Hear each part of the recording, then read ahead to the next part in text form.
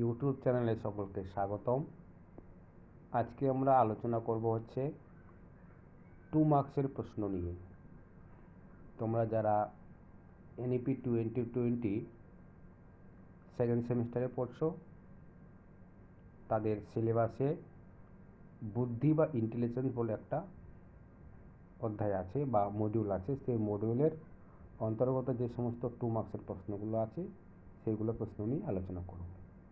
এখান থেকে তোমরা কিছু প্রশ্নের উত্তর বা প্রশ্ন কমন পেয়ে যাবে।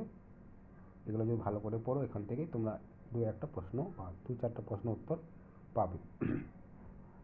আমাদের 1 নম্বর প্রশ্ন হচ্ছে, বুদ্ধি বলতে কি বোঝো বা বোঝায়? পাশে ইংরেজিতে প্রশ্নটা দেওয়া আছে, তোমরা দেখে নেবে। বুদ্ধি কাকে বলে সেই সম্পর্কে মনোবিজ্ঞানের ব্যাখ্যাগুলিকে একত্রিত করে একটি সামগ্রিক এবং সর্বজনযোগ্য ব্যাখ্যা উল্লেখ করা যায়। বুদ্ধি হলো এক ধরনের মানসিক শক্তি যা মানসিক বা জ্ঞানমূলক ক্ষমতার রূপ পায় এবং যার সাহায্যে ব্যক্তি নতুন পরিবেশ পরিস্থিতিতে সর্বোচ্চ মাত্রায় কার্যকরী অভিযোজনে সক্ষম হয়। তাকে আমরা বুদ্ধি বলে থাকি। বুদ্ধির সংজ্ঞা কয় প্রকার ও কী কী? ঠিক আছে। মনোবিজ্ঞান বুদ্ধিকে বিভিন্ন দিক থেকে বিশ্লেষণ করে একটি দিকের উপর তাদের সংজ্ঞায় গুরুত্ব আরোপ করেছেন। তাদের এই গুরুত্বের দিক বিচার করে মনোবিজ্ঞানী পিন্টনার বুদ্ধির সংজ্ঞাগুলিকে 4টি শ্রেণীতে ভাগ করেছেন। এক হচ্ছে জৈবিক সংজ্ঞা বা যেটাকে আমরা বায়োলজিক্যাল ডেফিনেশন বলি। 2 হচ্ছে শিক্ষামূলক সংজ্ঞা বা এডুকেশনাল ডেফিনেশন। 3 মানসিক ক্ষমতা সংক্রান্ত সংখ্যা,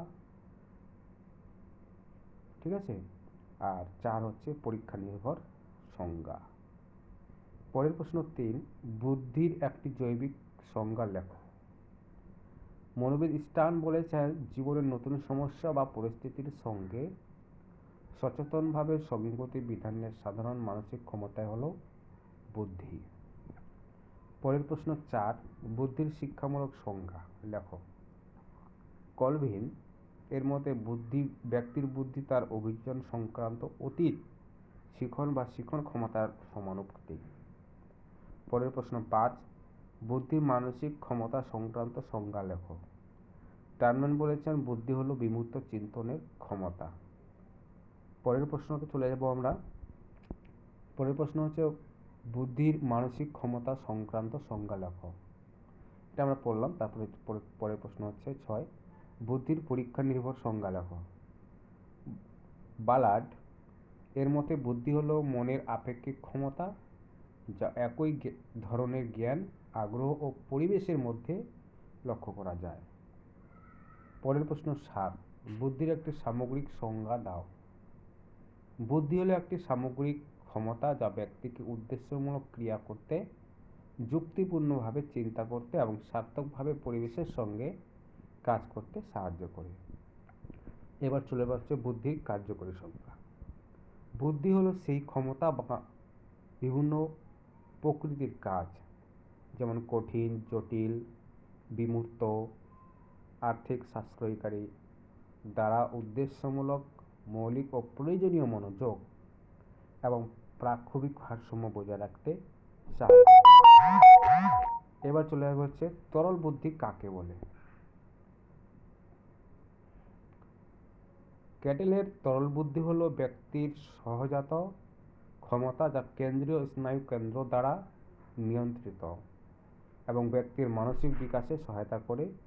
এই বুদ্ধি বাইরে থেকে প্রত্যক্ষ করা যায় না। এবার হচ্ছে 10 নম্বর প্রশ্ন, কেলাসিত বুদ্ধি কাকে বলে। ক্যাটেলের কেলাসিত বুদ্ধি জন্মগত নয়, আবার অর্জিতও নয়। জন্মগত ক্ষমতা ও পরিবেশের পারস্পরিক ক্রিয়ার ফল ব্যক্তির আচরণের মধ্যে যেভাবে প্রতিফলিত হয় তাই হলো কেলাসিত বুদ্ধি।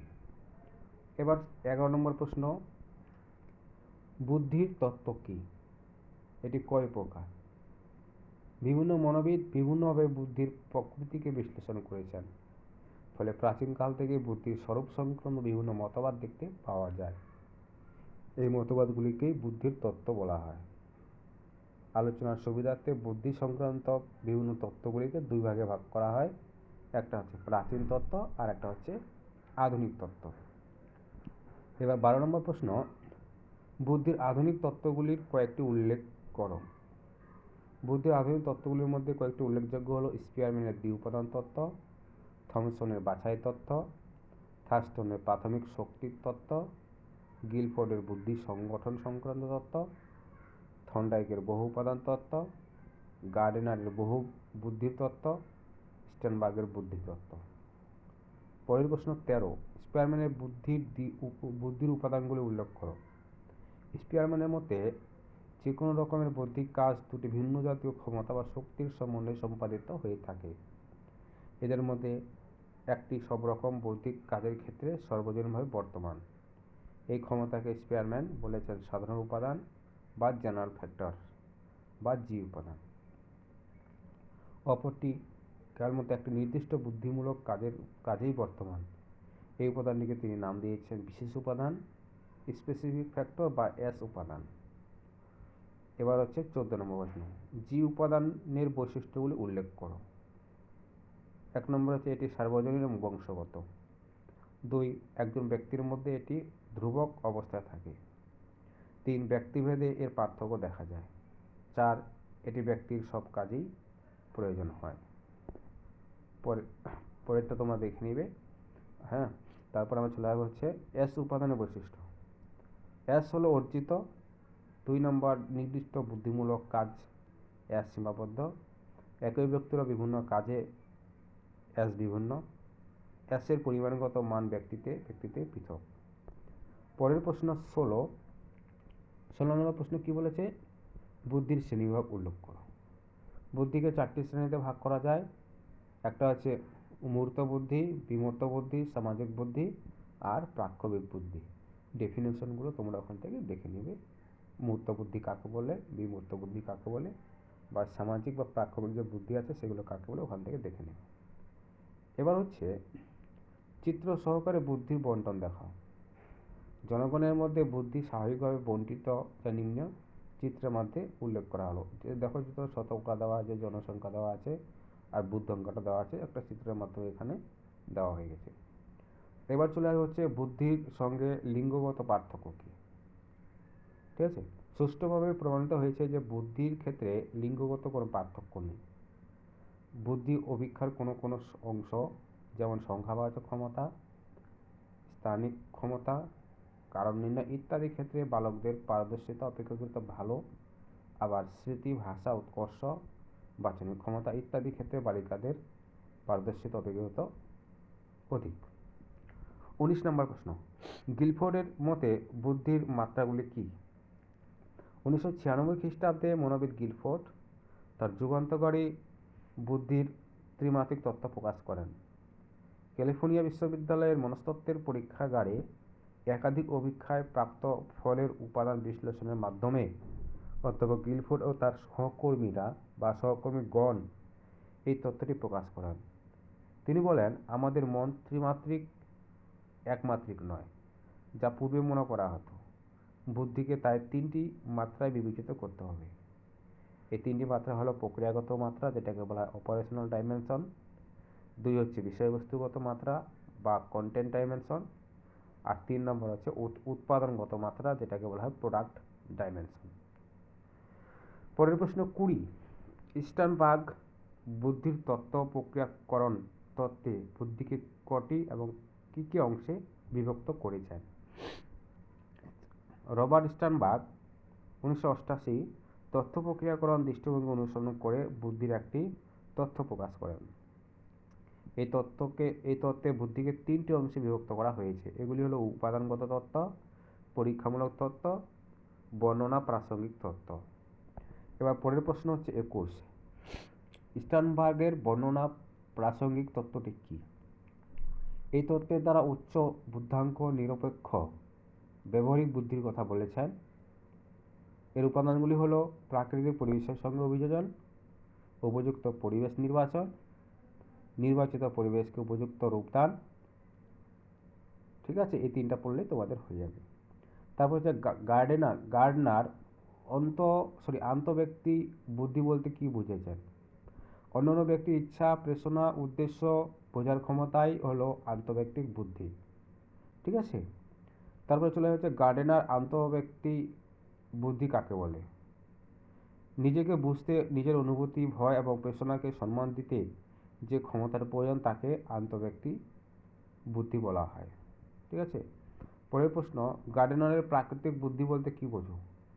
যে বুদ্ধি প্রাকৃতিক বিভিন্ন ঘটনা, উদ্ভিদ ও প্রাণী জগতের শ্রেণীবিন্যাস, জড় ও সজীব উপাদান সম্পর্কে জ্ঞান, বাস্তুতন্ত্র সম্পর্কে ধারণা, প্রাকৃতিক উপাদান সংরক্ষণ ইত্যাদি বিষয় সম্পর্কে জ্ঞান অর্জনের জন্য প্রয়োজন হয় তাকে অনেকে প্রাকৃতিক বুদ্ধি বলে।